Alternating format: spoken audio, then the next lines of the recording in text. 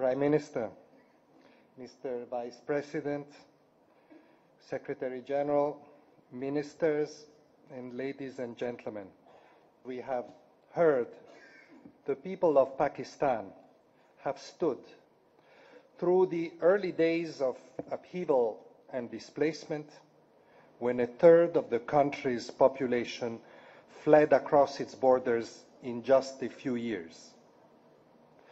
Through moments of hope, when millions returned, seeking stability and the future back home. As the UNHCR representative in Afghanistan almost 20 years ago, I was personally privileged to be part of a collective, extraordinary effort to support 3 million Afghans return home after years of exile. It was a historic repatriation, and allow me to add the highlight of my professional experience.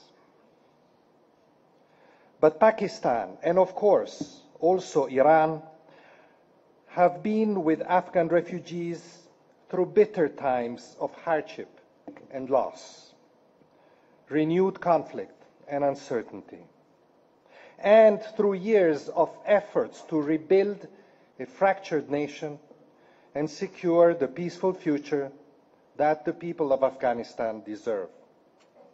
This is what we're here to mark today: the compassion, the hospitality, the solidarity of the people of the host countries, and the courage and resilience of the Afghan people.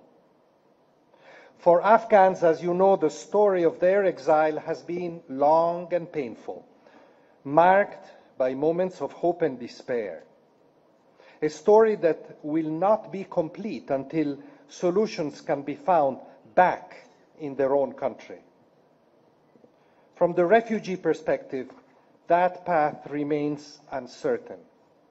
Inside Afghanistan, fighting continues to kill and maim civilians, shut down schools and clinics, and limit economic activity.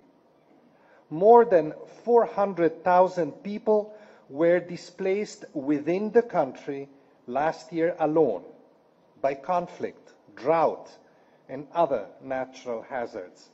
And just 8,000 refugees were able to return home through the voluntary repatriation program. For some refugees, nonetheless, solutions can be possible, even in these difficult circumstances. And I commend the commitment of the government of Afghanistan to the return and reintegration of its nationals and to addressing internal displacement. Improved institutional arrangements have been put in place to drive these efforts. And national Afghan peace and development programs now include land allocation schemes and targeted reintegration support. This is valuable work that must be continued and supported in order to create conditions for larger and sustainable returns.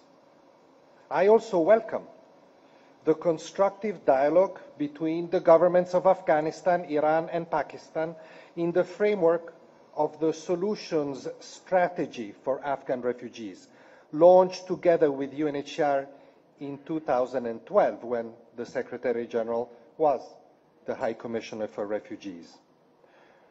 Working on solutions is all the more important as efforts to revitalize the peace process in Afghanistan continue and hopefully gain momentum. Afghan displacement can only be solved by peace, and peace will be strengthened by solving forced displacement. Over the years, the governments and people of the host countries have not only welcomed Afghans, but have to a large extent absorbed them into the fabric of their societies, as we have seen from the video, always looking ahead to the day when the refugees will be able to return. but recognizing that in the meantime they deserve the chance to establish a home, to move freely, educate their children, build productive and dignified lives. Even today, Pakistan and Iran together continue to host 90% of registered Afghan refugees globally, some 2.4 million people. In addition, temporary labor migration and other forms of cross-border movement in the sub-region mean that both countries also host large non-refugee Afghan populations. In recent years, there have been commendable efforts towards identification and documentation of these populations and enhancing access to passports and work permits. I encourage these efforts to continue and to be accelerated. The Islamic Republic of Pakistan, which was for 22 years the world's largest refugee hosting country, has been a long-standing global leader in the field of refugee protection.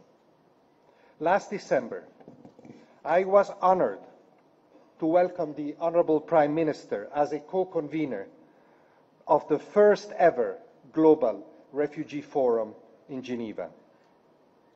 This generosity has been reflected in inclusive policies to enable access by Afghan refugees to public education and healthcare, efforts accompanied by pioneering work in the field of biometric registration, and multi-year investments in building social cohesion through the Refugee Affected and Hosting Area Initiative. The government's recent decision to allow Afghan refugees to open bank accounts will help pave the way to greater economic inclusion. And we should not forget that the Islamic Republic of Iran has also been a global example. Progressive education policies have driven up literacy rates and transformed the prospect of generations of Afghan refugees. Refugees in Iran can access free primary health care and the National Health Insurance Scheme. Work rights have been progressively expanded over the years, and most of these commendable initiatives are funded from Iran's own resources, despite escalating economic pressures impacting both the refugees and their hosts. Ladies and gentlemen, the history of Pakistan's solidarity with Afghan refugees, which we honor today, shows that generosity has not come without cost. Hosting millions of refugees presents enormous challenges. It has an impact on local economies, on infrastructure, on services, on security, on the environment. Hosting refugees is a responsibility exercised on behalf of the international community, a responsibility that we must recognize has not been equitably shared. And the substantial number of young and mobile Afghans do indeed embark increasingly on dangerous journeys beyond the sub-region, principally towards Europe and the Gulf countries. But the vast majority of refugees remain in the two neighboring countries, and there, international support, while welcome, remains woefully insufficient. The Global Compact on Refugees was shaped by the need for more equitable burden sharing, including in large, protracted refugee situations. Now is the time to make that commitment real, here. And to this end, at the Global Refugee Forum in December, we activated a dedicated support platform for the solution strategy for Afghan refugees. I appeal to donors in particular to join the platform and lend strong support, including through the mobilization of development partners and resources. The past 40 years have equipped us with a wealth of experience and important lessons.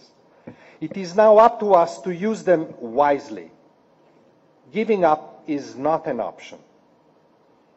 My greatest hope is that this conference, for which I thank the Honorable Prime Minister and the Islamic Republic of Pakistan, will call attention to the human consequences of this protracted crisis and galvanize progress towards a resolution. Meanwhile, we cannot abandon Afghan refugees and Afghans inside the country to another year, let alone to another decade of carving out a precarious existence while waiting for peace to come. Thank you.